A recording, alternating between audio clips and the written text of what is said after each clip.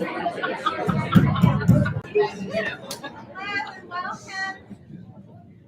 right, full house tonight. So I'm going to call to order the April 24th, 2023 board meeting.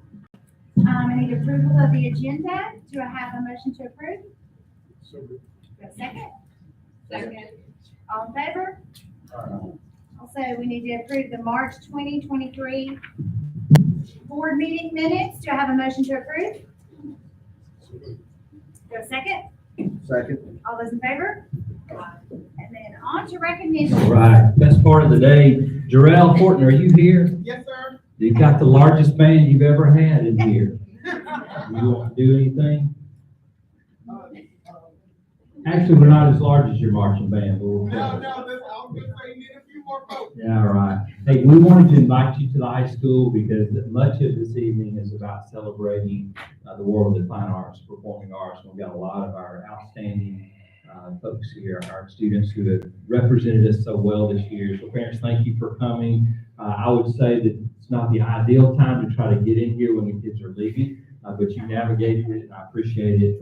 We just thought this would be a special time to gather in our center where it all takes place and hear about the great work from our students. I want to introduce Faith Lenhart to you, who's going to take this portion of the program. She is our coordinator of the Fine Arts programs across the district, and many of you know her as a dance instructor here for many years. Faith, take it away.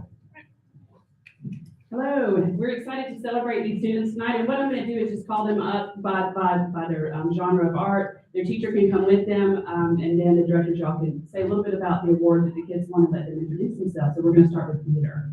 So we have 4 first place theater students. We've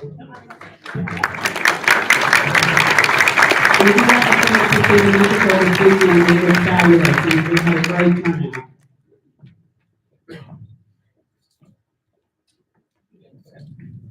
Thank you so much.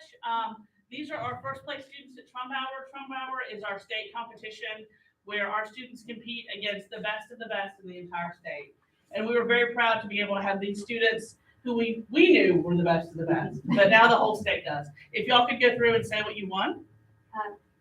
Duet musical. Tell us your name, too. Catherine DeBuise, first place duet musical varsity.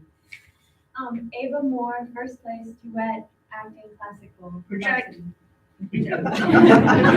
I'm Sarah Lynch, and I won the same thing with both. Natalie Turnage, solo pantomime varsity. Shay Lindsay, playwriting, first place varsity. Congratulations.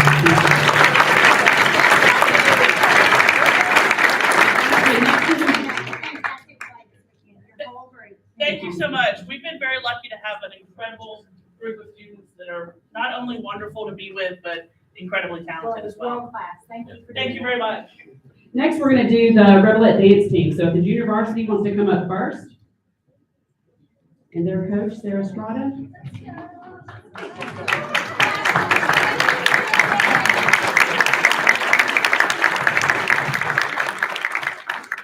And this is the second year consecutively that the JV team has won in nationals, so they're on a roll.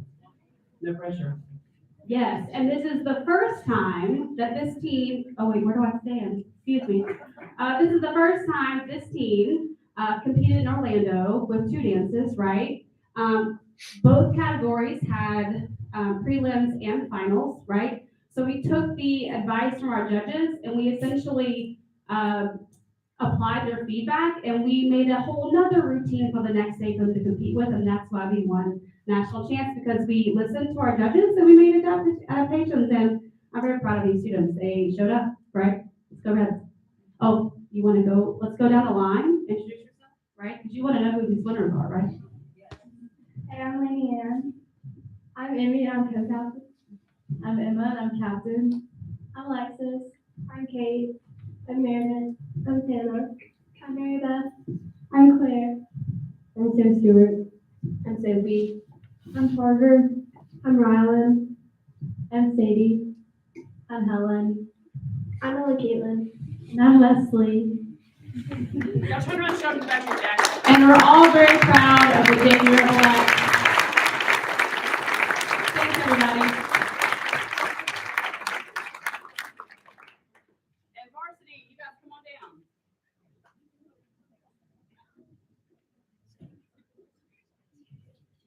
varsity team is here today, and their coach is Charity Jones, and I think she's with them as well.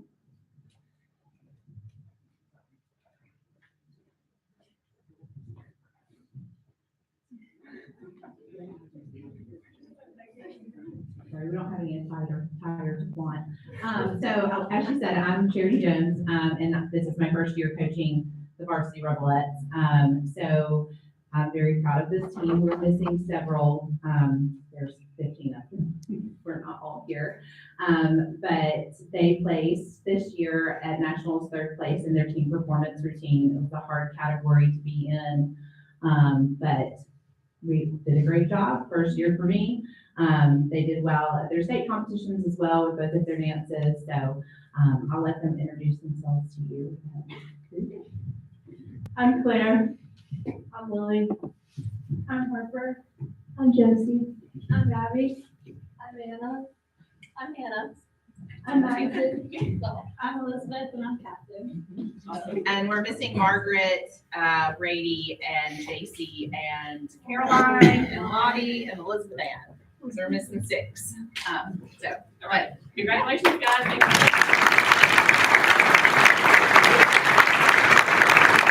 Okay, the high school choir students, please come down with Mr. Strickland.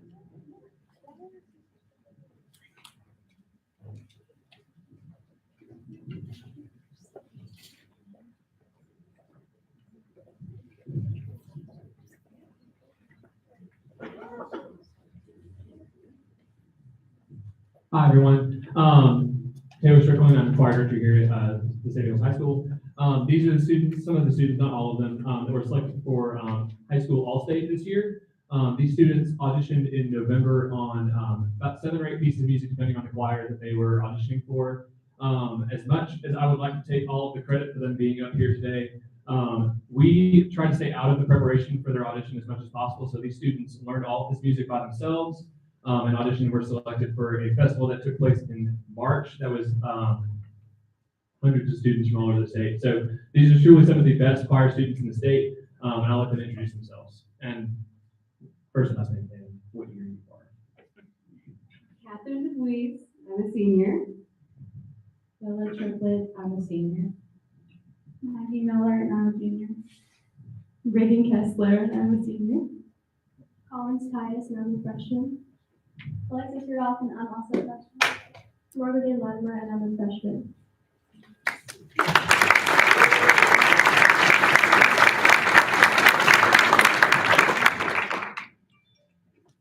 And Liberty Park Middle Choir. Can't vote yet.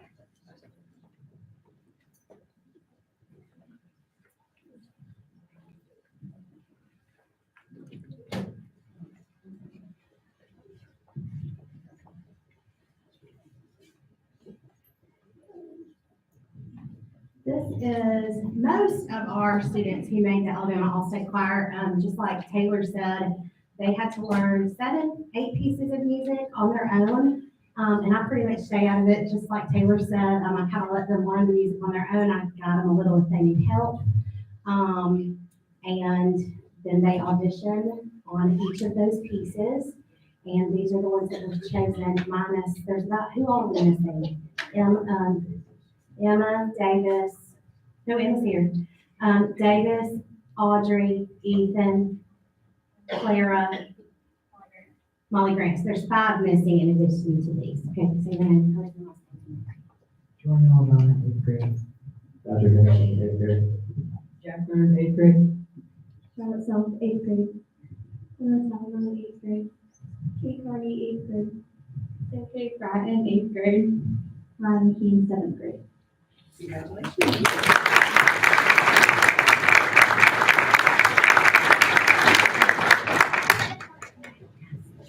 And the Zitz Choir. Mr. Coleman.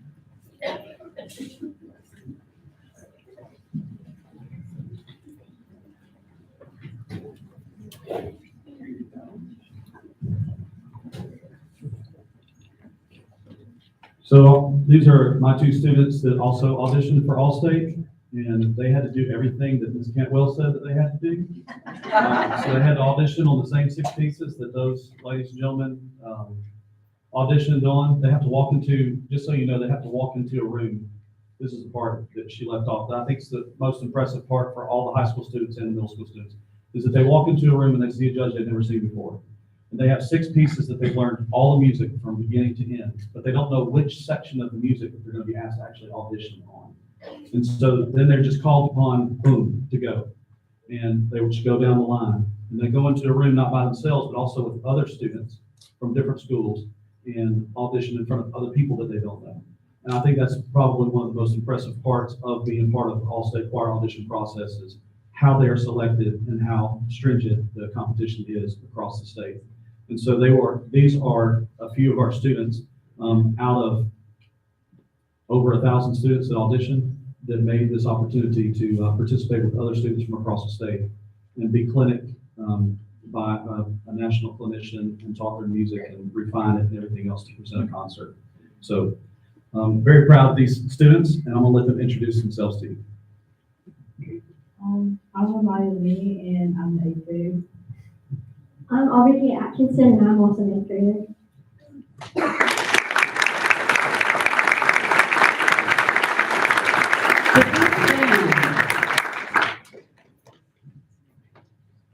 This is All-State and Jazz Band All-State, correct? Yes.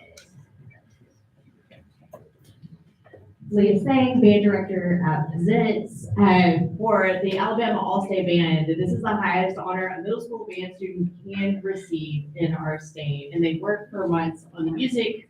They auditioned in January, and then they were selected as members of the All-State Band. They had to then submit a recorded chair audition, and those results just came out on Friday. They'll travel to Huntsville this weekend to perform with great clinicians and work together with the best of the best from across the state.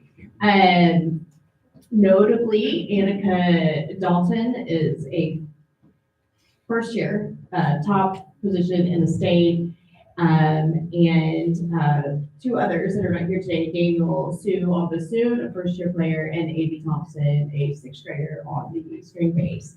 And then Jason auditioned for the All-State Jazz Band by recorded audition in the fall. I was able to be part of that great group at the BJCC in conjunction with our State Music Educators Conference back in January. So congratulations and introduce yourself. My name is Jason Rowan. Lead alto. My name is Sophia Deason. My name is Annika Dalton. My name is Alan Chang. My name is Aksuda Shaka. My name is Cindy Lewis. Thank you. The high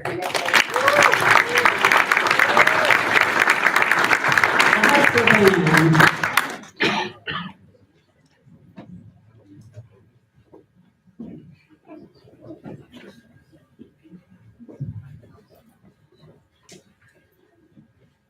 I'd like to welcome everyone to my home away from home. This is my living room. Thank you for being here. I must say, we're super excited for all of these students. Ms. Sang didn't mention this, but I will mention making all-state band in this district is probably one of the hardest in the whole state. There are 8 districts altogether. This one is a fairly tough one. And these students not only represent students who made the all-state concert band, but 2 of these students also made all-state jazz, and 2 of them made all-state orchestra. Is that correct? Like Ms. Sang said, the chair placements came out this week, and these guys represent the best of the best in our state, and I'm super proud of them. And I'm going to let them tell you who they are, tell them what you play, and tell them what chair you just made. My name is Andy Shang. I play the alto saxophone. I was 2nd chair for All-State Global Band and for All-State Jazz Band. I was 1st chair in the silver band.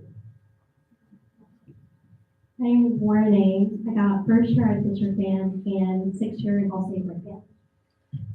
My name is Ashlyn Berry. I was in bronze band. I was lead tenor sax in bronze band for All-State Jazz, and then I got first chair red band for clarinet. Hi, my name is Drake Miller. I got principal tuba for festival orchestra, and I got first chair red band at Alabama All-State. Hi, my name is Connor Lovett. I play euphonium, and I just got first chair red band and first chair district. I also play trombone, and I got principal for Symphona Orchestra this past fall.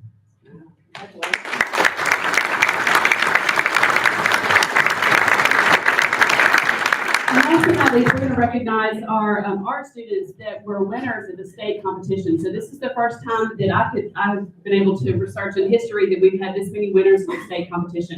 When you came in the front door or the side door there, they were the artwork that you saw first. So if those students are here, please come on down and with your teacher.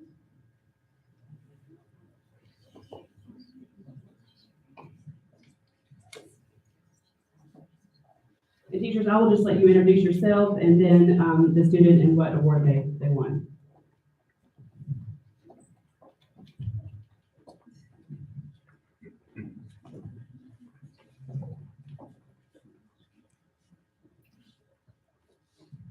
Hi, I'm Susie Newell, and I'm in the freshman campus with Art One, and this is Avery Anderton.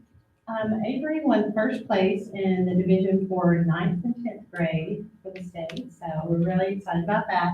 And what she probably wouldn't tell you is that she also won that same award when she was in 6th grade, so we expect really great things from Avery.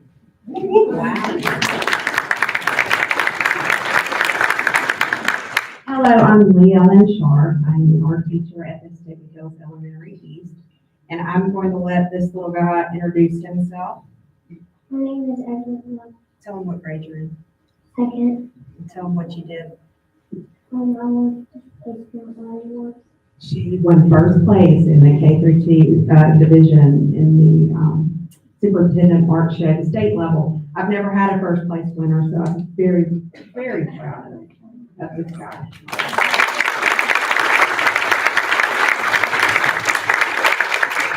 Hello, my name is Jamie Lord, and I'm the art teacher at West. And this year, my student Maya Yang won Best in Show for kindergarten, or for that division as well. For all of elementary in the state. And a copy of her work will hang in our senator's office. What is the name? Favorite, thank you, for a whole year. So we're very proud of Maya, but I'm sure she's not here. I'm sure there's lots of other activities that kids go through during this time of year, but we're very proud of her.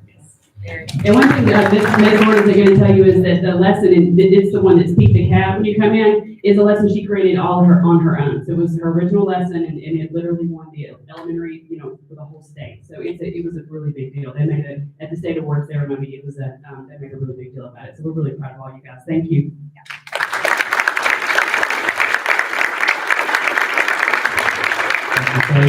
Again, I appreciate you coming, all of our students. Do we have any of our students from Academy of Craft Training that were employees of the month? Anyone?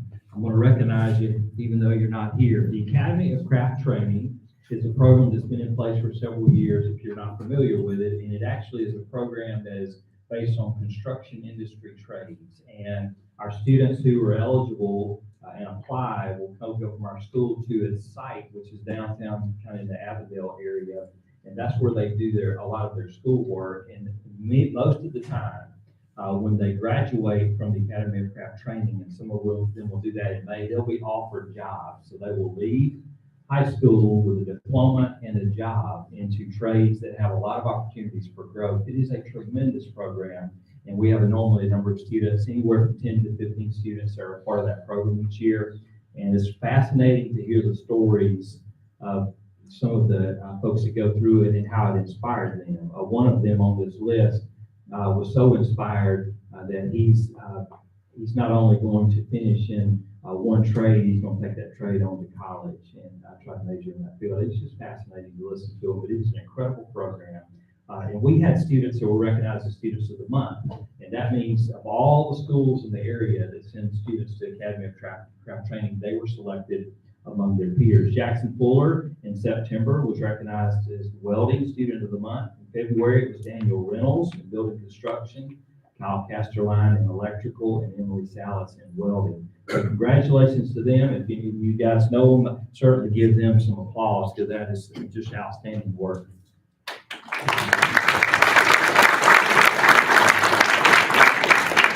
We have a graduation, I think, in a couple of weeks, so we'll get to hear the job offers. Okay, the last group we'd like to recognize is from our health sciences program. Hannah Peterson is here, and she's got a group, so bring them on up, Hannah. And I'd like for you to meet students that are in our health science program. And it's going to tell you a little bit about their accomplishments a couple months ago in the state competition. Hi, I'm Hannah Peterson. I teach in our health science program, specifically sports med. It is a program, 3-year program geared towards students who are interested in the medical community. We're looking forward to possibly branching out and getting a therapeutics pathway that might be more generalized medicine. But this is our HOSA organization. It's Future Medical Professionals Club, and it's student-led. These young ladies competed at state in March. We competed in March, and so these were all of our finalists. We also have 2 that couldn't be here. Maddie Hunsberger was a finalist in physical therapy, and Emma Chase Neely was a finalist in sports med. And 3 of them will be representing us and the state of Alabama at international competition this summer in Dallas. I'm Mark Adam Jackson, and I placed second in sports med. I'm Hope Johnson, and I was a state finalist in epidemiology. I'm Anisha Singh. I placed 4th in pathophysiology, and I'll be representing school at the International Conference. I'm Jessica Law, and I placed 4th in prepared speaking, and I will be competing at internationals. My name is Claire Owens. I placed 5th in sports med, and I'll be competing at ILC.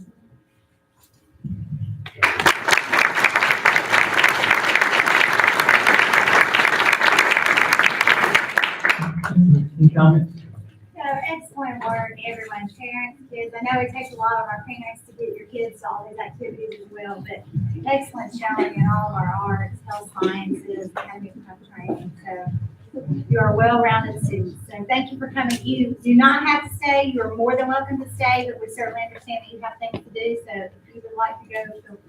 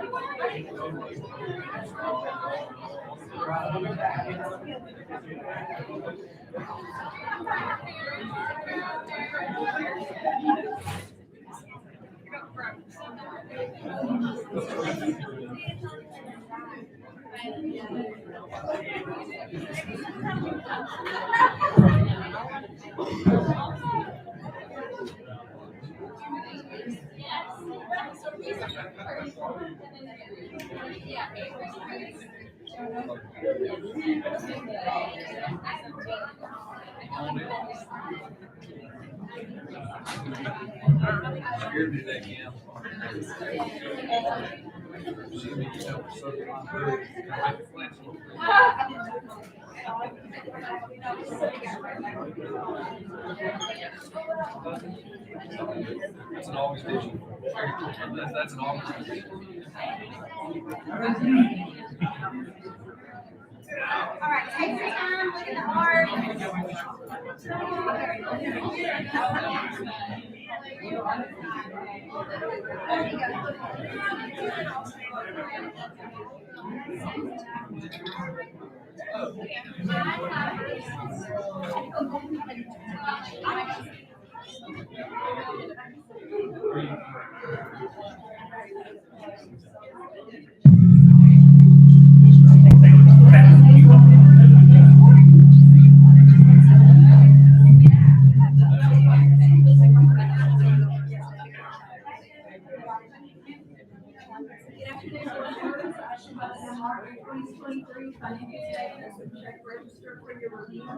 As of March 31st, 2023, we have collected 95% of our budgeted ad valorem tax revenues compared to the 90% that we have received last year. So we are well on track to collect 100% of our budgeted local tax revenues by year end. Our total expenditures and transfers in the in the general fund as of March 31st were 54.1% of the budget compared to 54% last year. All things being equal, we should be at 50% of our budget in the 6th month of fiscal year. So we're a little above that due to some large one-time expenditures. Our monthly financial statements and check registers are available for viewing on the website upon board approval, and all bank accounts have been reconciled as of March 31st, 2023. Board members, I recommend approval of the financial statement. You've heard the superintendent's recommendation to approve the financial statement for March 2023. Do I have a motion to approve? So moved. Do I have a second? Second. All those in favor? Discussion? Item 6, I recommend the board approve consent items related to disposal of property and out-of-town field trips. You've heard the superintendent's recommendations to approve the following consent items on disposal of property and overnight field trips. Do I have a motion to approve? Do I have a second? Second. All those in favor? Board members, under business, each year around this time of the year, we bring to you the report for the last fiscal year's financials, and so fiscal year 22 audit reports you have available to you there. Jason Hart from Harvey's and Ingram, who has been auditing our books for a long time, is here to represent the firm and give you a summary of the work. This is information only, no action on it, but to make sure you're aware of it. Jason, thanks for being here. Thank you, Dr. Freeman. I appreciate it. Board members, I just want to briefly go over the September 30th, 2022 financial statement audit that you have in front of you. You'll see this year, as kind of every year, it gets more voluminous. And I promise you, I'm not going to go page by page. I'm going to hit a few highlights and explain a few things, and then certainly answer any questions that you might have. But before I start, I'd like to thank Courtney Brown and her staff for getting us what we need, and allowing us to get finished everything timely related to audit. A financial statement audit is a pretty disruptive procedure that goes on, and they have a busy day and weeks, and we come in and they certainly have a great attitude, and I'd like to thank her and her staff for helping us get everything done in the way we need things. If you will, in your binder, kind of, I guess it's probably the 4th or 5th page, you'll see our audit opinion. It looks like this. Is on our letterhead. This belongs to us, our firm. Everything behind this belongs to the board. And the reason this is our opinion on the financial statements. We're issuing what we call an unmodified opinion, which is the one you certainly want. You don't want an opinion modification, from your external auditors. But what this does is it goes through and it really explains what goes on in the financial statement audit. Unlike a forensic audit, we don't necessarily go in and look at every transaction. There's a materiality level. We do a lot of scoping, vouching, we do a lot of recalculating, a lot of confirming. This sort of goes through that process, and I'll let you can read through all that and see what it is. The important thing in this is that unmodified opinion. Now, and I won't go through this, but governmental accounting is a very complicated type of accounting. There's, a lot of different concepts that we go through. There's fund accounting. There's what we call regular accrual accounting. But if you'll turn to page 10, and you're certainly aware of this, this is a fund income statement. And I know monthly when Ms. Brown does her presentation, and even her budget, this is where we kind of hang out, and what we focus on is the general fund. We're worried about operations of the general fund. And you'll see for the year ended September 30th, 2022, if you'll go almost all the way down, actually the general fund had about a $455,000 decrease in the fund related to last year. So what that does is at the very end of the year, we have about $519,000 in our general fund balance. Now, because of the way the state does their calculations, there's an add back for the accrual for payroll. So when you add that back and you go through the calculations to determine how many days of operations the board has, it's a little over 30 days. And 30 days is the requirement. So we're kind of right at that very edge where we want to, certainly want to be there, but you don't want to dip below that. So again, operations, we really need to work to build that general fund balance back up again, or keep it certainly at 30 days and maybe a little bit above that. Sort of related to that, not to get into too many different accounting things, but I think each year I always point this out, but if you'll flip, pardon me for telling you to do a lot of flipping, but page 6, relatively new to governmental accounting, there's a couple of big liabilities that the board has, and they're reported on this full accrual balance sheet, but I want to point these out to you. And there's not a lot the board can do about it, but you need to be aware of it. If you'll go down about, I'd say 2/3 of the way, you'll see a net OPEB liability and a net pension liability. Those two numbers together added up, if I get that right, it's about $100 million of liability. One of them, and you're probably real familiar with, is net pension liability, and that's the difference between the the assets allocated to the board for retirement and the liability to fund teacher retirement. So that's a calculated number that comes from the RSA. And at 9/30/22, that difference was about $67 million. Now, if we continue to pay in the teacher retirement like we always do over the course of 30 years, assuming investments return around 7%, between 7 and 8%, that liability should work itself out over that time frame. So it's a very, very long-term liability to feed into that retirement process or funding process.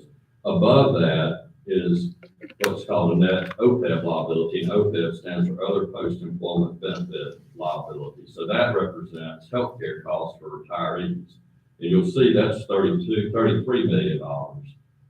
I bring that to your attention because related back to just increasing cost with everything, pensions, the way that works is a relatively, let's say easy, but stable calculation because that's based off life expectancies. Other post-employment benefits is geared off medical costs. Those go, as we know, up and down, but mostly up year to year. If you'll turn back to page 53, there's a chart back here that it goes through what's happened to this liability over the past roughly 5 years. The second line shows that liability from 2022 back through 2018, and you'll see it fluctuates pretty significantly. The reason I want to bring that up is it's hard for us as accountants and even actuaries to know what that number may be from year to year, but if it continues to fluctuate a lot, increase, it could increase costs related to funding the post-employment benefit, related to PHIP or PHIP. So that could increase. In fact, kind of bringing that, what we talked about with the general fund balance, we don't have a lot of room related to increased expenses. So that's another expense that potentially could hit that might impact that 30-day reserve that we have. So just kind of giving a warning that these numbers, while they're big and they, kind of complicated, if there's a lot of movement in that, there could be some costs, I don't want to say hidden, but that could occur that could again eat more into that general fund budget. And you can see we don't have a lot of room, related to any kind of additional expenses. So just wanted to kind of point that out also that that's there. And then at the end, there's required communications, and it begins on page 68. I'm not going to go through all that, but there's a lot of charts back there. And what that does is just sort of go through, again, some of our procedures we do on an audit. I think the big thing in that we didn't really have any disagreements over accounting methods or anything related to reporting things with management, and we certainly wouldn't want to have that. But it also goes through, which I think is important, a lot of estimates. 15 or 20 years ago, there wasn't that many estimates in a government financial, but just what I said, there's a lot now, pensions, OPEB, those type things, a lot of actuarial stuff that have estimates that go into it, and this document details that and goes through a lot of other things. So a lot of information I threw real quick, but I can slow down and go through a lot more if you want to, or certainly can answer any questions that you might have related to the financial statement audit process. If you have it. When does the audit process typically start? It usually starts, November, December timeframe. So, and again, on top of their daily job, as you see, this gets, more and more complicated. They have to keep up with all this for us. So I don't know of a year that I can think of where there isn't going to be something new rolling out related to the Governmental Accounting Standards Board. They're the ones who kind of dictate the rules on how you record everything from an accounting standpoint. This year was a big year for leases. Luckily, you didn't have a lot of that, but a lot of other people did, and that got into a very complicated calculation. So you never know when something's going to come through that might impact you.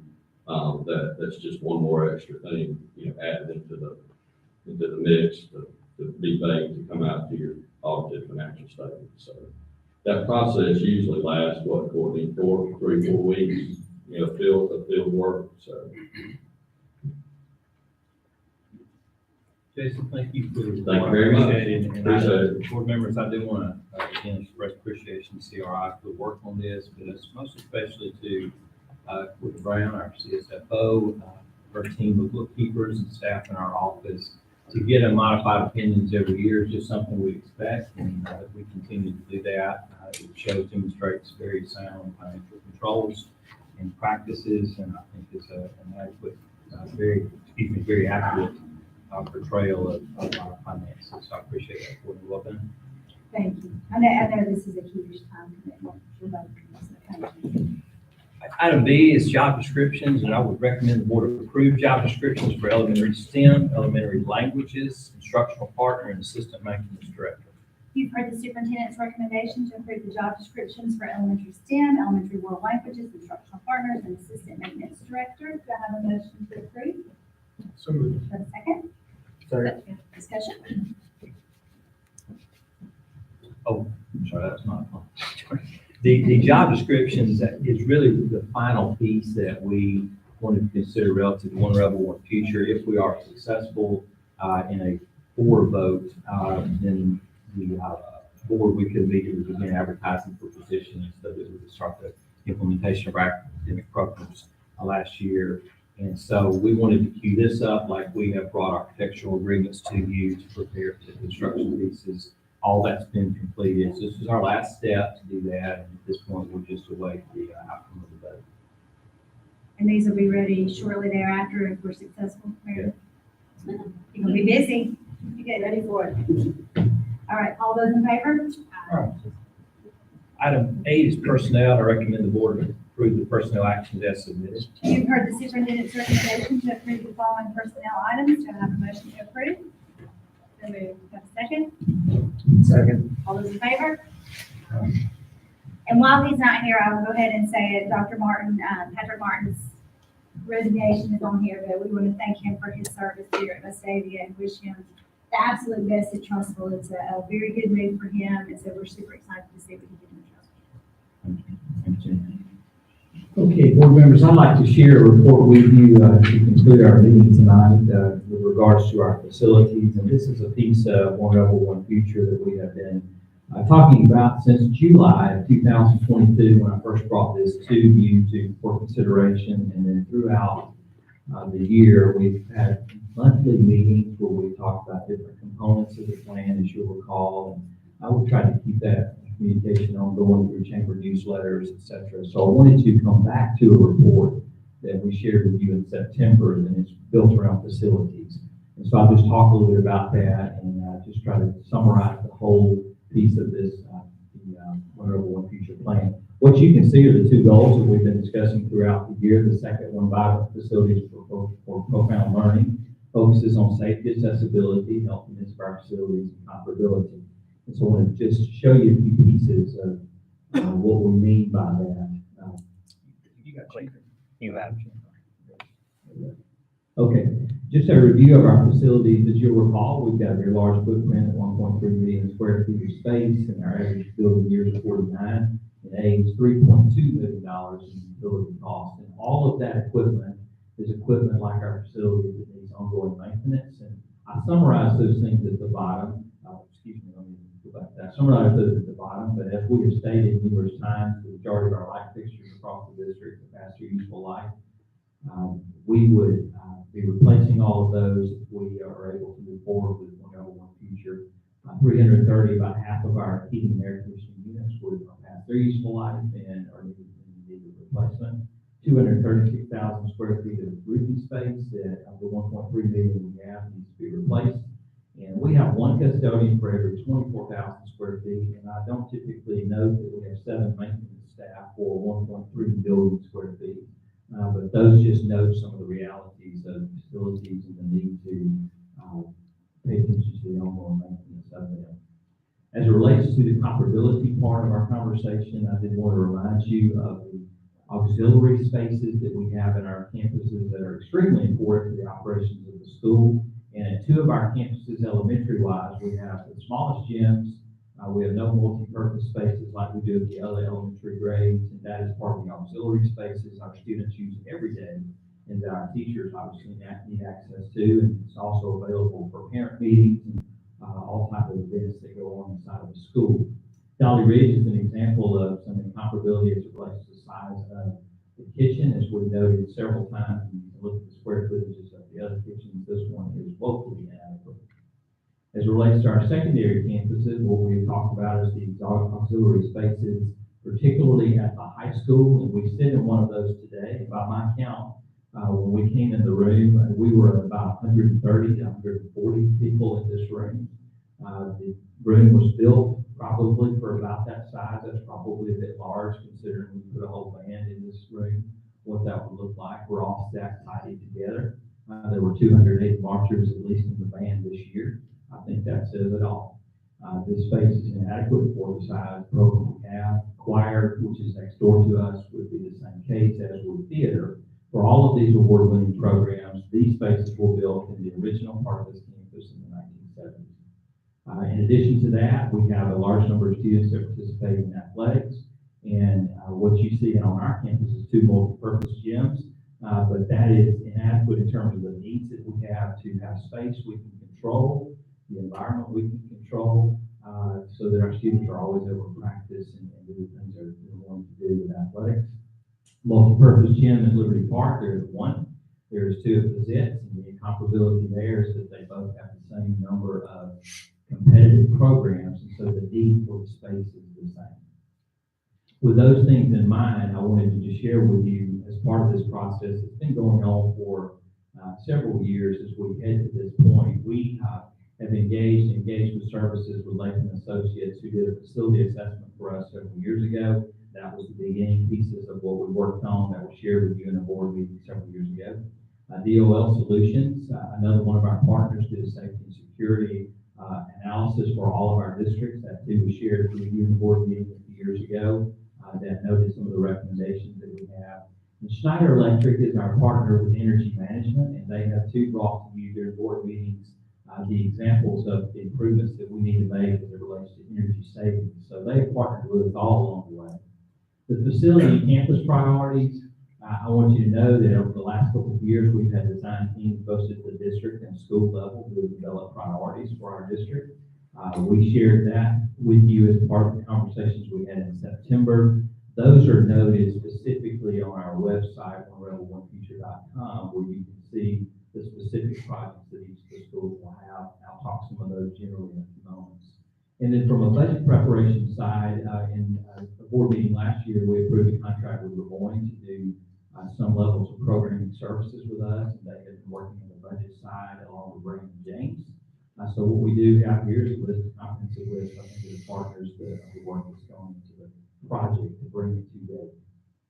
The facilities upgrades would take place over a period of about 4 years, and the top note that you see there would be all those things related to healthiness of facilities, safety and security, accessibility, and the general facility improvements that we need to do that once again are outlined in our program. That will take place over a 4-year period of time and touch all of our schools. The newer type construction will begin upon approval by the voters for the referendum on May 9th. Then we would start projects at Valley Ridge, East, West, and the Central Field, as I mentioned to you.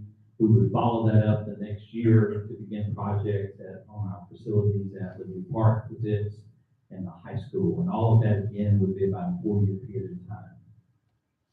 To dive just a little bit more into the budget, you can see what the impact is on our budget. I did not mention the first goal today, but the goals-related academic programs that will be extension of the STEM things that you've heard today when we recognize our ACT and our health science programs.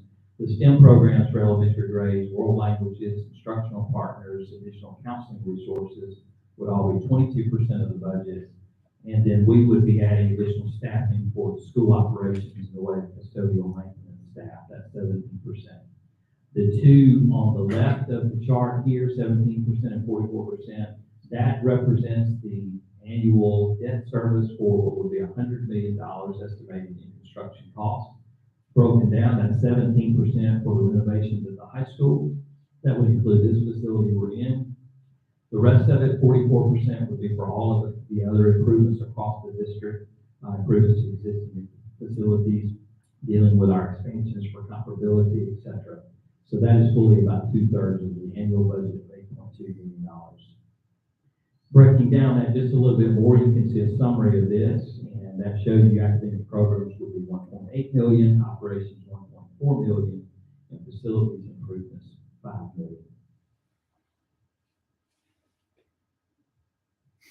A little bit deeper dive into this, when you're looking at the $5 million of debt service, that represents, as I said, $100 million of construction. These are pieces that are pieces from what I showed you just a few minutes ago, but broken down more by school. And it shows you the breakdown of safety, security, energy improvements, and then all of the facility improvements plus new expansion. You can see a breakdown of those, and I will point to you at the bottom that includes architectural fees, inflationary impact of construction costs. I will just certainly report it that we factor in, and then furniture, fixtures, et cetera, that will be listed at $3 million. So the idea of this is we try to communicate very regularly throughout the year in various means, as I mentioned before, but I thought it was important to circle back to what is the largest part of the project, One Rebel One Future, and you can get more information about it at onerebel1future.com, and that also includes the important piece for voters, which is what it would cost the voters in the way of a property tax increase, and you can determine your breakdown. I think that's important to dispel in this to look exactly what the impact would be, and that is the fair, informational, objective way to bring about information. And I think we've done that through this website. I'll be glad to answer any questions for you relative to the last 2 weeks before our voters vote. Just to add to that, Ms. Hauser is hosting us tomorrow night in a community forum at 6 at West, and then Dr. Mathnet will host us the following Tuesday, May 2nd at 6 at Beacon. Okay. All right. If we have nothing else, I will entertain a motion to adjourn. Anyone have a motion? Okay. Second? Second. All those in favor? Okay.